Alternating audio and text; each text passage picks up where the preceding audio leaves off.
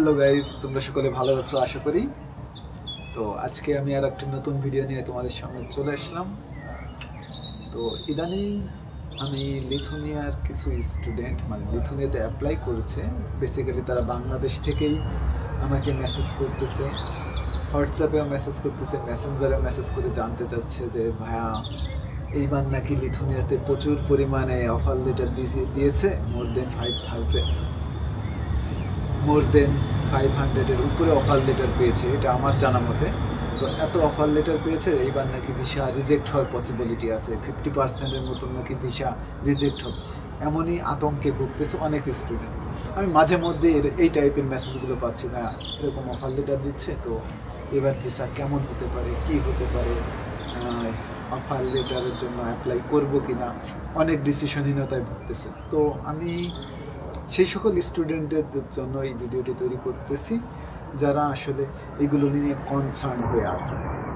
তো আমি বলবো, আপনি যদি ইউনিভার্সিটিতে অ্যাপ্লাই করে অফার লেটার পেয়ে থাকেন, তাহলে কিন্তু আপনি দেখেন লিথুনিয়াতে পড়ার জন্য কিন্তু আপনি যোগ্য। আর ভিসাটা আসলে দেয় ইউনিভার্সিটি, দেয় না। আর ইউনিভার্সিটি এখানে কোনো হেল্পও করে না আপনার ভিসা দেওয়ার বিষয়, অর্থাৎ টিআরপি দেওয়ার বিষয়।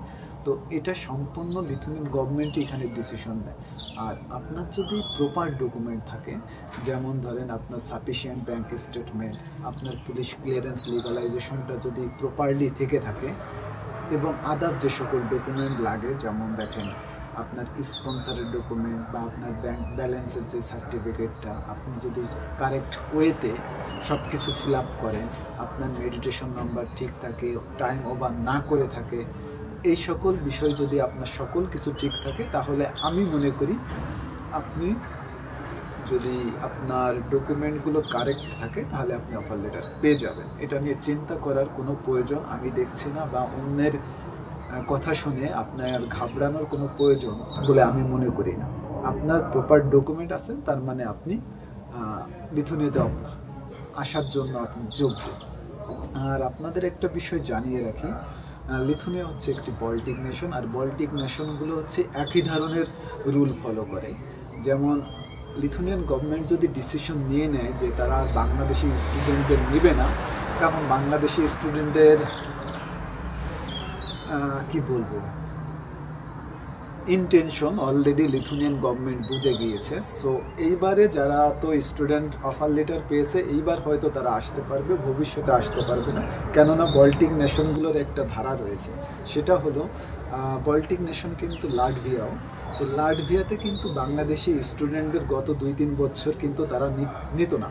কারণ হচ্ছে কি, বাংলাদেশি স্টুডেন্টরা লাটভিয়াতে স্টাডি করার জন্য আসতো, কিন্তু ওখানে স্টে করতো না, পড়ালেখা করতো না, যে কারণে দেখা যাচ্ছে আপনার ওইখান থেকে ভেগে যেত। যে কারণে লাটভিয়ান গভর্নমেন্ট স্ট্রিক্ট ডিসিশন নিয়েছে, তারা 2 থেকে 3 বছরের জন্য বাংলাদেশি স্টুডেন্টদের ব্যান করে দিয়েছে।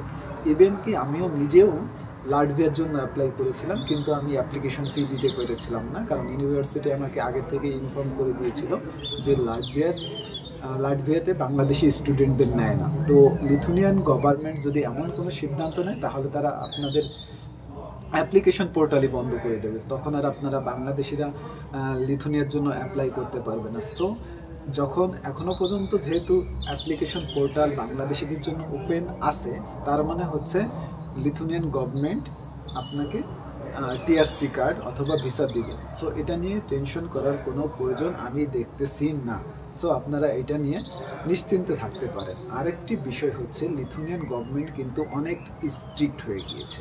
অর্থাৎ আপনি যখন ইউনিভার্সিটিতে আসবেন, তখনই কিন্তু আপনাকে এই টিআরপির জন্য আলাদাভাবে একটা রেজিস্ট্রেশন করা লাগবে। দেখা যাচ্ছে আপনি যদি 1 মাসের মধ্যে এই রেজিস্ট্রেশনটি না করেন লিথুনিয়াতে আসার, তাহলে দেখা যাচ্ছে আপনার এই টিআরসি কার্ড 1 মাস পরে কিন্তু লিথুনিয়ান গভর্নমেন্ট ক্যান্সেল করে দেবে, এবং আপনার নামটা সিসে দিয়ে দেবে। অর্থাৎ আপনি ইউরোপের যখন অন্য কোনো দেশে চলে যাবেন, সাপোজ মনে করেন আপনি অন্য দেশে বলতে আমি মনে করলাম আপনি স্পেন অথবা ইটালিতে চলে গেলেন, তখন কিন্তু আপনার এই নামটা কিন্তু লিথুনিয়ার সিসে থেকে যাবে। অর্থাৎ ইউরোপীয় ইউনিয়নের যে একটা ওয়েবসাইট আছে, এই ওয়েবসাইটে কিন্তু আপনার নামটা থেকে যাবে। তখন আপনি যখন স্পেন অথবা অন্য কান্ট্রিতে ফিঙ্গার দিবেন আপনার পরবর্তী কি বলবো লিগাল ডকুমেন্টের জন্য, তখন কিন্তু আপনার এই লিথুনিয়ান গভর্নমেন্টের যে রিপোর্ট, এই রিপোর্টের কারণে কিন্তু আপনি ইটালি অথবা স্পেনে অথবা অন্য কান্ট্রিগুলোতে কিন্তু বৈধ হতে পারবে না। সো এই বিষয়টা মাথা রাখবেন, যারা লিথুনিয়াতে এসে অন্য দেশে চলে যাবেন তাদের কিন্তু আমি বলবো এই বিষয়টা মাথায় রাখবেন, না হলে কিন্তু ভবিষ্যতে আপনারা বিপদে পড়বেন। আমি জানি যে অলমোস্ট যে 500 জন বা 500 অধিক যে অফার লেটার পেয়েছে, তার ভিতর থেকে আমার ধারণা মতে বা আমার অভিজ্ঞতা মতে আমি বলতে পারি এখান থেকে 400 জন স্টুডেন্ট ভেগে যাবে। হয়তো 100 জন স্টুডেন্ট থাকতে পারে, কিন্তু আমার মনে হচ্ছে যে 400 জন স্টুডেন্ট ভেগে যাবে। তো এই 400 জন স্টুডেন্ট ভেগে যাওয়ার একটা ইম্প্যাক্ট তো বাংলাদেশের স্টুডেন্টের উপর পরবর্তীতে পড়বে, যে পরবর্তী ইনটেকগুলোতে হয়তো বাংলাদেশি স্টুডেন্টরা তেমনভাবে আর লিথুনিয়াতে আসতে পারবে না। যাই হোক, আমি যাদের বলছি যারা এসে ভেগে যাবে তাদের আমি বলবো আপনারা এই বিষয়টা মাথায় রাখবেন। আপনি এসে যদি আপনি টিআরসির জন্য রেজিস্ট্রেশন না করেন আপনার ইউনিভার্সিটিতে, তাহলে কিন্তু দেখা যাবে আপনাকে 1 মাসের মধ্যেই কিন্তু আপনার টিআরসিটা ক্যান্সেল করে দেবে। সো আমি বলবো আপনাদের যাদের অ্যাবিলিটি আছে, লিথুনিয়া ভালো লাগতেছে না, অন্য দেশে যেতে চাচ্ছেন, তাদের আমি বলবো বৈধভাবে যাওয়ার চেষ্টা করুন। হয় আপনি আপনার রিলেটিভের মাধ্যমে ওয়ার্ক পারমিট ম্যানেজ করে লিথুনিয়া ছেড়ে অন্য কান্ট্রিতে যান, অথবা স্টাডি পারপোজের জন্য আপনারা লিথুনিয়া ছেড়ে ইটালিতে অথবা আমার মতন জার্মানিতেও আসতে পারে। এছাড়া অন্য কান্ট্রি আছে, যেমন আপনি স্পেনেও কিন্তু স্টাডি পারপোজে যেতে পারেন। তো আপনি স্পেনেও কিন্তু স্টাডি পারপোজে যেতে পারেন। তাছাড়া দেখা যাচ্ছে আপনি পোল্যান্ডে যেতে পারেন, পোল্যান্ডের টিউশন ফিও কম আছে। সো আপনাদের যাদের পড়াশোনা করার ইচ্ছা আছে কিন্তু আপনারা লিথুনিয়া থাকতে চাচ্ছেন না, তারা অন্য দেশে পড়ালেখা করতে চাচ্ছেন, তো আমি বলবো যে যদিও টাকা একটু খরচ বেশি যাবে, কিন্তু আমি বলবো আপনারা লিগালভাবে যান। কারণ আপনি অবৈধ হয়ে গেলে আপনাকে কিন্তু ডিপোর্ট করে দেওয়ার একটা সম্ভাবনা থাকবে, হয়তো 3 বছর পরে দেবে বা 2 বছর পরে দেবে, এটার কিন্তু একটা সম্ভাবনা থাকবে। কারণ আপনি ইললিগাল, আপনি কিন্তু ডকুমেন্ট তৈরি করতে পারবেন না। যেহেতু লিথুনিয়ান গভর্নমেন্ট আপনার নামে রিপোর্ট করে দিয়েছে ইউরোপিয়ান ইউনিয়নে, সে কিন্তু আপনি পরবর্তীতে কিন্তু ডকুমেন্ট তৈরি করা আপনার জন্য খুবই হার্ড হয়ে যাবে। সো আমি আপনাদের এই উপদেশটি দিব যে আপনারা যদি লিথুনিয়া আপনাদের ভালো না লেগে থাকে, তাহলে আপনারা হয়তো যে কান্ট্রিতেই যান বৈধভাবে যাওয়ার চেষ্টা করুন। সো এটাই আপনার ফিউচারের জন্য ভালো হবে। তো আমি বলবো আপনারা চিন্তা করবেন না। আমি আপনাদের বলবো যখন আপনারা মাইগ্রেশন ডিপার্টমেন্টে অ্যাপ্লাই করবেন লিথুনিয়া, তখন আপনারা চেষ্টা করবেন আপনাদের প্রপার ডকুমেন্টগুলো প্রপার ওয়েতে লিগালাইজেশন করা, অথবা যখন আপনারা দেখবেন যে আপনার ব্যাংক স্টেটমেন্টটা নিয়ে আসছেন, ব্যাংক স্টেটমেন্টে যেহেতু আপনার ব্যাংকের ম্যানেজারের সিল থাকা লাগে, অনেক সময় ইমেল আইডি, ফোন নাম্বার এইগুলো কিন্তু মেনশন করে দেওয়া লাগে, এইগুলো কিন্তু আপনারা ভালোভাবে চেক করে নেবেন, কারণ এইগুলোর মাধ্যমে কিন্তু আপনার চেক করবে। আর একটা বিষয় হচ্ছে আপনারা লিগালাইজেশনের বিষয়টা আপনারা ইতিমধ্যে জানেন যে লিথুনিয়ার গভর্নমেন্ট আবার নতুন একটা সিস্টেম চালু করেছে, সেটা হচ্ছে বাংলাদেশি স্টুডেন্টদের জন্য ট্রিপল লিগালাইজেশন। সেটা আমি আমার অন্য একটি ভিডিওতে বলেছি, এখানে আমি একটু বলে দিই যে বাংলাদেশের পুলিশ ক্লিয়ারেন্স এখন থেকে ট্রিপল লিগালাইজেশন করতে হবে। প্রথমটি হচ্ছে আপনার বাংলাদেশের ফরেন মিনিস্ট্রি, যেটা পুলিশই করে দেবে। তো আপনারা করে দেওয়ার পরে আপনারা অবশ্যই ওদের সিগনেচার, ডেট এগুলো কিন্তু দেখবেন। এরপরে হচ্ছে এই ডকুমেন্টটি আপনারা পোল্যান্ডের অ্যাম্বাসিতে থেকে লিগালাইজেশন করবেন। পোল্যান্ডের অ্যাম্বাসি থেকে লিগালাইজেশন করার পরে পরবর্তীতে পোল্যান্ডের অ্যাম্বাসির লিগালাইজেশন শেষ হওয়ার পরে ওই ডকুমেন্টটি ইউনিভার্সিটিতে পাঠাবেন।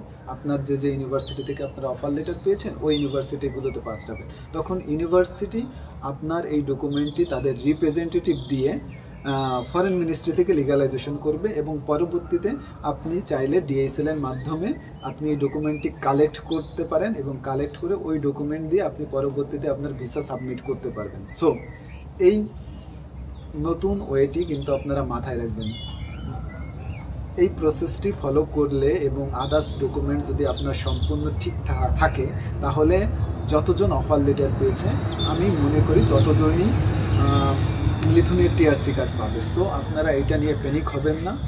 আরেকটি বিষয়, আপনারা কিভাবে লিথুনিয়া বাংলাদেশ থেকে পোল্যান্ড অ্যাম্বাসিতে লিগালাইজেশন করবেন, এই নিয়ে যদি আপনারা জানতে চান, আমি হয়তো এটা নিয়ে আমি পরবর্তীতে একটি ভিডিও তৈরি করব, যাতে আপনারা বুঝতে পারেন যে কিভাবে করলে আপনার এই লিগালাইজেশনটি প্রসেস কম খরচে করতে পারেন, সেটা নিয়ে আমার একটি ভিডিও আসতেছে।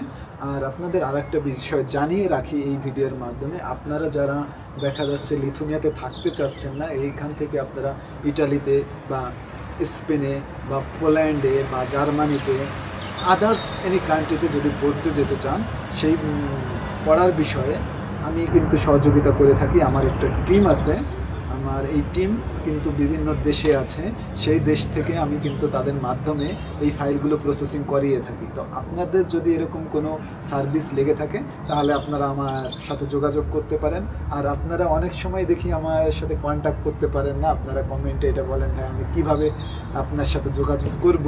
সেটা হচ্ছে আমার চ্যানেলের ডিসক্রিপশনে আমার হোয়াটসঅ্যাপ নাম্বার, আমার ফেসবুক নাম্বার, আমার ফেসবুক আইডি, এবং এছাড়া যে সকল কমিউনিকেশনের ওয়ে আছে সেই কমিউনিকেশনের ওয়েগুলো আমার চ্যানেলের ডিসক্রিপশনে, আমার ভিডিওর ডিসক্রিপশনে, আমার চ্যানেলের ডিসক্রিপশনে এগুলো সুন্দরভাবে দেওয়া আছে। আপনাদের যাদের দরকার তারা আপনারা ওইখান থেকে বের করে আমার সাথে যোগাযোগ করতে পারেন। সো এই ছিল আজকের টপিকস।